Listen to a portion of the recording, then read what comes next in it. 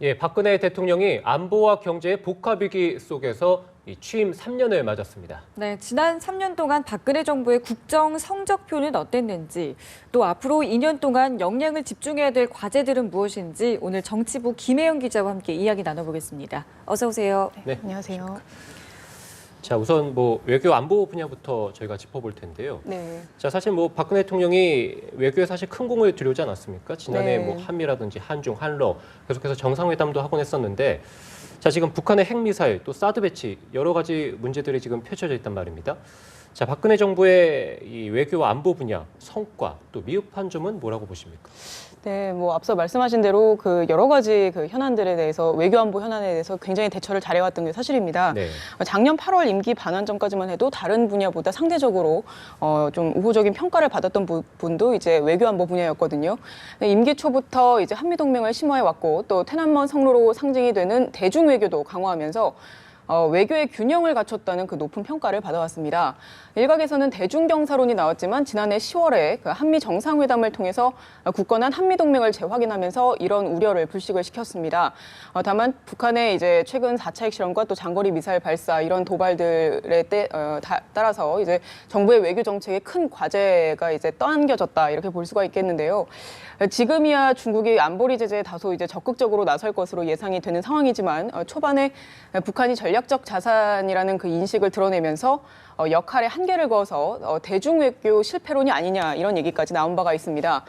여기에 주한미군의 사드 배치 문제까지 겹치면서 한중 관계는 더욱 복잡한 양상으로 전개가 되고 있는데요. 중국에 이어 러시아까지 사드 배치에 반발하면서 한미일 대 북중러의 어떤 신냉전 구도가 아니냐 이런 이야기까지 나오고 있습니다. 네. 한일 관계를 보자면요. 지난해 11월에 이제 3년 반 만에 정상회담을 재개를 했고 또 지난 12월 28일이었죠. 일본군 위안부 협상까지 타결이 됐습니다. 하지만 여전히 합의 내용을 두고서 우리 내부에서도 논란이 사그라들지가 않고 있고요. 또 일본에서도 합의 정신을 훼손하는 언행이 이어지고 있습니다. 이 때문에 여론 설득과 또 일본의 합의 이행, 충실한 합의 이행을 이끌어내야 한다는 노력이 지속적으로 이루어져야 한다. 이런 이야기들이 나오고 있습니다. 네, 또 이 북한의 핵과 미사일 도발 때문에 사실상 대북 정책에도 좀 변화가 있을 것 같은데 어떻습니까? 네, 말씀하신 대로 이제 얼마 전에 있었던 개성공단 전면 중단 조치가 사실상 이제 우리 정부의 대북 정책 새판짜기의 신호탄이다 이런 해석이 나오고 있습니다. 네. 대화와 압박을 병행하면서 이제 북핵 문제의 실질적인 진전을 모색했던 이전과는 달리 북핵 포기 자체를 최우선 목표로 전환했기 때문인데요. 북한이 핵 폐기 수순의 노력을 보이지 않는 이상 압박 수위를 늦추지 않을 것이라는 게 청와대뿐 아니라 정부 관계자들의 전언입니다. 북한이 이란처럼 핵을 포기하고 또 국제사회로 나오도록 해야 한다는 어떤 박 대통령의 결연한 의지가 실제 정책 변화로 나타났다는 설명인데요. 실제 박근혜 정부는 지난 2013년 당시에는 북한의 3차 핵실험 직후라는 엄중한 시기에 출범을 했음에도 한반도 신뢰 프로세스를 적극 추진해 왔습니다. 북한의 도발에는 단호하게 대처하되 대화에는 적극 응함으로써 신뢰가 통용되는 남북 관계를 만들어보자 이렇게 하는 것이 핵심 목표였거든요. 남북 관계는 근데 이제 8.25 합의를 계기로 또 관계 개선에 새로운 전기를 마련을 한 바가 있습니다.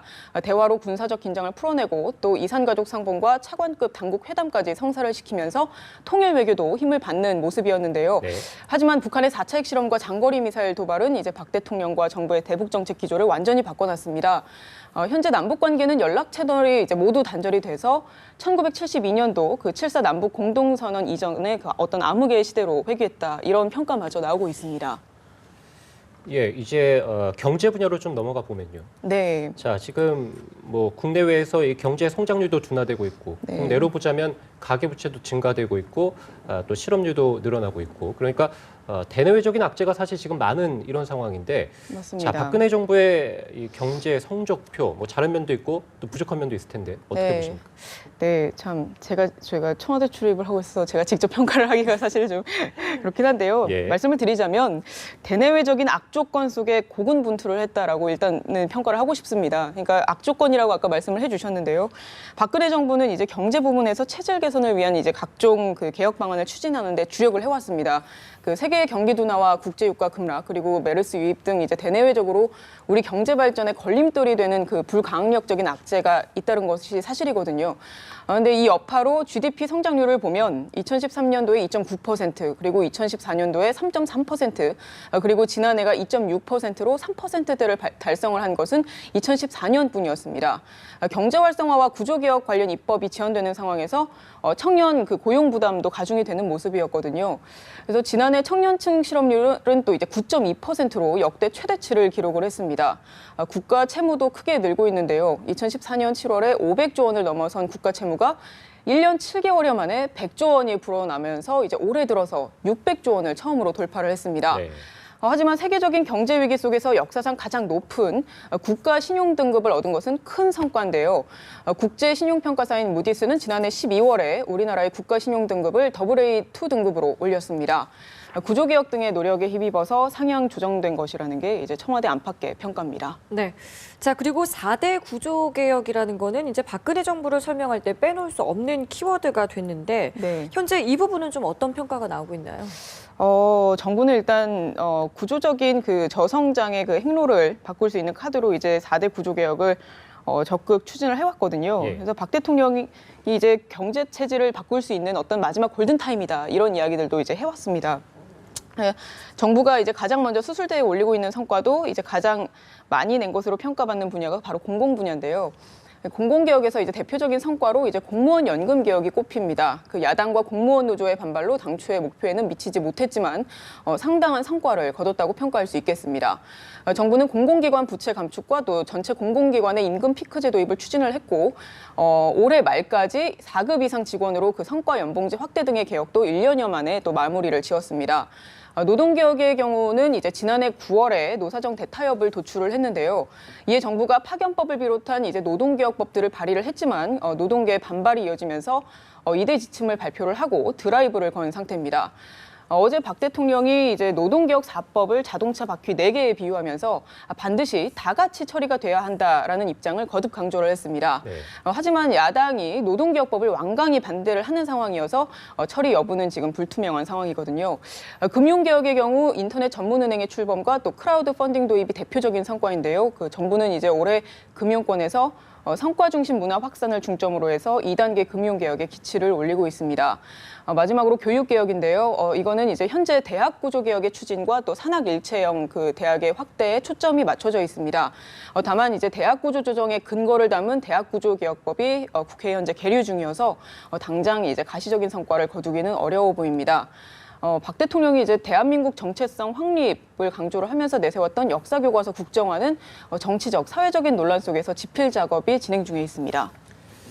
예, 지금 뭐 4대 구조개혁 관련돼서 여러 가지 말씀해 주셨는데, 자, 이제 박근혜 정부가 이제 뭐 내년이면은 네. 마지막 해지 않습니까? 예, 그렇습니다. 자, 아무래도 지금 말씀해 주신 구조개혁을 완전히 완수하기에는 조금 동력이 떨어지지 않느냐, 이제.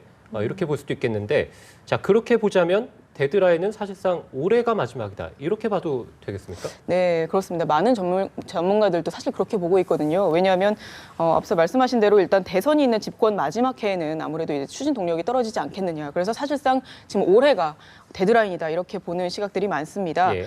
이 때문에 구조개혁의 그 완수를 위해서는 행정부와 입법부 간의 그 어떤 유기적인 협조가 우선순위가 아니겠느냐 이런 판단이 나오고 있는데요. 또 4월 총선도 구조개혁에 어떻게 보면 걸림돌이 될 수 있다 이런 우려도 제기가 됩니다. 총선 바람에 이제 전국이 휩쓸리면 구조개혁이 제속도를 내기 어려울 수 있다는 지적이 나오고 있습니다. 네, 알겠습니다. 지금까지 저희 정치부 김혜영 기자와 함께 이야기 나눠봤습니다. 고맙습니다.